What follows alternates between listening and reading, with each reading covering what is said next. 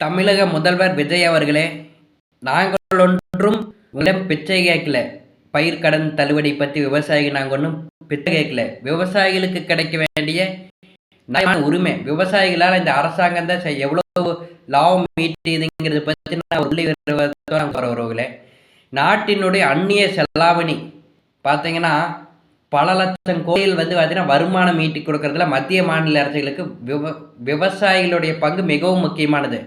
நம்ம சாதாரணமாக நம்ம தோட்டத்தில் செய்கிற மஞ்சள்ல இருந்து உறவுகளே, எத்தனை எத்தனை இது மஞ்சள் ஆகட்டும், அப்புறம் இந்த மிளகாய் பார்த்தீங்கன்னா உலகத்திலேயே பார்த்தீங்கன்னா இந்திய மிளகாய்களுக்குத்தே மார்க்கெட் அதிகம். பல லட்சம் டன் பார்த்தீங்கன்னா வெளிநாடுகளுக்கு ஏற்றுமதி ஆகி போயிட்டு இருக்குது. அதில் பல ஆயிரம் கோடி வருமானம் பார்த்தீங்கன்னா அரசாங்கத்துக்கு, மத்திய மாநில அரசாங்கத்துக்கு கிடைக்குது. அதன் பிறகு தேங்காய் இந்த இது எண்ணெய் ஆகட்டும், அந்த பொருள் இந்த அழகு சாதன பொருட்களுக்காகட்டும், அத்தியாவசிய எண்ணெய் ஆகிட்டு அதற்கு பல ஆயிரம் டன் ஏற்றுமதி ஆகுது இந்தியாவிலிருந்து. அதற்கு பல ஆயிரம் கோடிகள் வருமானம் ஈட்டி தருது. அதன் பிறகு இந்த வெங்காயம், தக்காளி, அத்தியாவசிய பொருள்கள், அது உள்நாட்டினுடைய வருமானம், உள்நாட்டினுடைய இந்த பொருளாதாரத்தை காப்பாற்றுறது. உறவுகளை யோசிச்சு பாருங்க. பெட்ரோல் கார்பரேட் கையில் இருக்கிறங்க 110 ரூபாய்க்கு பக்கம் போயிட்டு இருக்குது. அதே இது பால் எவ்வளோக்கு உறவுகளை விற்கிறாங்கன்னு யோசிச்சு பாருங்க. சொசைட்டியில் கொள்முதல் செய்யக்கூடிய விலை பார்த்தீங்கன்னா 25 ரூபா 30 ரூபாய்ன்னு வாங்குறாங்க விவசாயிகிட்ட. ஏன்னா அப்போ தான் பார்த்தீங்கன்னா இந்த 50 ரூபாயிலே ரேட்லேயே மெயின்டைன் பண்ணாதான் அரசாங்கத்துக்கு லாபம் கிடைக்கி, அப்புறம் கார்பரேட் கம்பெனிகளுக்கு லாபம் கிடைக்கி. அப்படி பார்த்தீங்கன்னா எத்தனையோ சொல்லி அப்புறம் முந்திரி ஏற்றுமதி ஆகட்டு, முந்திரி வியாபாரம் ஆகட்டு, எங்களுக்கு எதுலேயுமே பார்த்தீங்கன்னா பெருசாக வருமானம் இல்லைனாலுமே இந்த அரசாங்கத்துக்கும் ஆகட்டும், கார்பரேட் கம்பெனிகளுக்குமாகட்டும், மத்திய மாநில அரசுகளுக்கு வருமானங்கிறது குறையாமல் நாங்கள் பார்த்துக்கிட்டோம். வருமானங்கிறது குறையாமல் நாங்கள் பார்த்தீங்கன்னா பார்த்துக்கிட்டோம். அரசாங்கமே செயல்படுற அளவுக்கு இது பண்ணோம். ஆனால் பெரும் கார்பரேட் முதலாளிகளுக்கு பல லட்சம் கோடிகளை தள்ளுபடி செய்யறதுக்கு மனசு இருக்குது அரசாங்கங்களுக்கு. எங்களுடைய விவசாயத்துகளுக்கு பார்த்தீங்கன்னா இது நாள் வரைக்காச்சும் ஓட்டுக்காச்சும் தள்ளுபடி பண்ணிட்டு இருந்தாங்க. ஆனால் இன்னைக்கு ஏதோ பிச்சை வர்ற மாதிரி 2.5 லட்சத்தில் 50,000 ரூபா மட்டும் தள்ளுபடி. உடனே பார்த்தீங்கன்னா டிவிக்கே வாரியர்ஸ் எல்லாம் கேட்குறாங்க, 50,000 ரூபா தள்ளுபடி பண்ணுறாங்கல்ல அப்படின்னு. 50,000 ரூபா தள்ளுபடி பண்ணுறாங்க. நீங்கள் உறவுகளே விவசாயத்தை பற்றி தெரியாத வேணால் கேட்கலாம். அது ஒரு 2 லட்ச ரூபாயெல்லாம் தள்ளுபடி பண்ண முடியாதுன்னு. உறவுகளே விவசாயத்தில் நம்ம என்னுடைய இடத்துக்கு மக்காச்சோளத்தை உறவுகளே எங்களுக்கு கிட்டத்தட்ட இப்போ இது நாள் வரைக்கும் நான் ஒரு 3 டைம் நான் போட்டேன். அதிலே கிட்டத்தட்ட பார்த்தீங்கன்னா ஒரு 80,000 ரூபா பக்கம் நட்டோம். ஒரு நீங்கள் உறவுகளே வேறு ஏதாச்சும் இந்த ஒரு தொழில் நட்டம் ஆயிடுச்சுன்னா 2 டைம் பண்ணுவீங்க, 3 டைம் பண்ணுவீங்க. அதுக்கப்புறம் நட்டம் ஆயிடுச்சுன்னு பார்த்தீங்கன்னா என்ன பண்ணுவீங்க, அந்த தொழிலை விட்டுட்டு போயிடுவீங்க. ஆனால் விவசாயத்துக்கு அப்படியா? எப்போ இருந்தோ நட்டம், நியாயமான விலை கிடைக்கல, நியாயமான இது கிடைக்கல. ஆனால் விவசாயிகள் பூரா பார்த்தீங்கன்னா விட்டுட்டாங்கன்னு என்ன பண்ணுறது? இப்போ 25 ரூபாய்க்கு பால் கொள்முதல் இது பண்ணுறாங்க, 50 ரூபாய்க்கு விற்கிறாங்க. ஒரு நான் உறுதியான விலை வேணும்னு சொல்லிட்டு விவசாயி காலவரை என்று பாலே கொடுக்காமட்டா குழந்தைகளுடைய நிலைமை என்னாகுங்கிறத யோசிச்சு பாருங்கள்.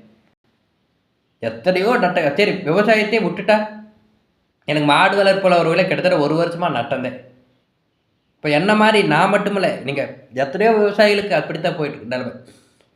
நாங்கள் விவசாயத்தை விட்டுட்டா, பால் கறக்கிறத விட்டுட்டா, தென்னையை இதை விட்டுட்டா, மக்காச்சோள பயிர் விட்டுட்டோம்னா பிராய்லர் கோழி செயல்படுமா? கோழி கம்பெனிகள் செயல்படுமா? தீவனங்கள் செயல்படுமா? இது போல் எத்தனையோ இந்த அந்நிய செலாவணி பார்த்தீங்கன்னாட்டு உள்நாட்டு இதுகாட்டு. இப்போது தக்காளி விலை எப்பாச்சும் ஒரு நாள் பெருசாக விலையேறுது. அதை பெரிய நியூஸ் ஆக்கி தலைப்பு செய்தியாக்கி உடனே பார்த்தீங்கன்னா வெளிநாடுகள்லேருந்து பார்த்தீங்கன்னா தக்காளி இறக்குமதி பண்ணுறது, வெளிநாட்டுகளுக்கு ஏற்றுமதி பண்ணுறது தடை பண்ணுறோம். எப்படியெல்லாம் பட்டி பார்த்தீங்கன்னா விலையை குறைக்கிற வேலையில் ஈடுபடுறாங்க அரசாங்கம். ஆனால் இந்த பெட்ரோலுக்கு ஏதாச்சும் ஈடுபடுறாங்களா? இல்லை இதுக்கு ஏதாச்சும் ஈடுபடுறாங்களா? எதுவுமே நாங்கள் ஏதாச்சும் கேள்வி கேட்காமே பார்த்தீங்கன்னா அப்பாவித்தனமாக இருக்கக்கூடிய விவசாயிகளை இப்படி எல்லாருமே ஓட்டு கேட்கும்போது விவசாயிகளுடைய முதுகுல குத்துறாங்க. நான் கண்டிப்பாக கொத்தப்பாட்டேன்னு சொல்லி போட்டு நீங்கள் இப்படி முதுகுல குத்துறது எந்த விதத்தில் நியாயம்?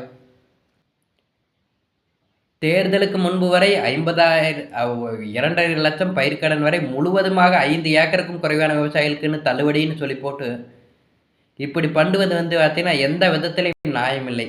விஜய் அவர்களே, எங்கள் மக்களை வந்து ஏமாத்தாதீங்க. விவசாய மக்கள் வந்து பார்த்தீங்கன்னா ரொம்ப சிரமத்தில் இருக்கிறோம் நாங்கள். இப்படி வந்து பார்த்தீங்கன்னா முழுமையாக கடன் தள்ளுபடி இருப்போம் சொல்லி எத்தனையோ பேர் காத்துட்ருக்குறாங்க. நீங்கள் இப்படி வந்து உங்களுடைய வெற்றிக்காக விவசாய மாவட்டங்களில் வந்து பார்த்திங்கன்னா மிகப்பெரிய அளவில் ஓட்டு கொடுந்துச்சு. விவசாயிக்கு வந்து பார்த்திங்கன்னா மிகப்பெரிய அளவில் சப்போர்ட் பண்ணாங்க. உங்கள் கட்சிக்காரங்களே ஓட்டு கேட்டு வரும்போது விவசாயிகளுக்கு நிறையா பண்ணுவாங்க தளபதி அப்படின்னு தான் கேட்டாங்க. உன்னை எந்த மூஞ்சி வச்சுட்டு வருவாங்க? எத்தனை ஆர்வமாக இருந்தாங்கன்னு நீங்கள் நினச்சி பாருங்கள். தள்ளுபடி பண்ணுங்க தயவு செஞ்சு. தள்ளுபடி பண்ணணும். இல்லைங்கும் போது வந்து பார்த்தீங்கன்னா என்னைக்காச்சும் ஒரு நாள் எப்பவுமே வந்து பார்த்தீங்கன்னா தளபதி அவர்களே, விஜய் அவர்களே, எப்பவுமே உங்களுடைய முகத்தை பார்த்து ஓட்டு போட மாட்டாங்க. என்னைக்காச்சும் சத்திரிய விவசாயிகளுக்கு விழிப்புணர்வு வரும். அன்னைக்கு வந்து பார்த்தீங்கன்னா தூக்கி எறியும் முடியும் உங்களுக்கு. என்றைக்குமே தனிநபர் இது வந்து பார்த்தீங்கன்னா ஜெயலலிதா அம்மாவுக்கு 2016 மிகப்பெரிய அளவில் 2வது முறை வெற்றியை தேடி சென்றோம்.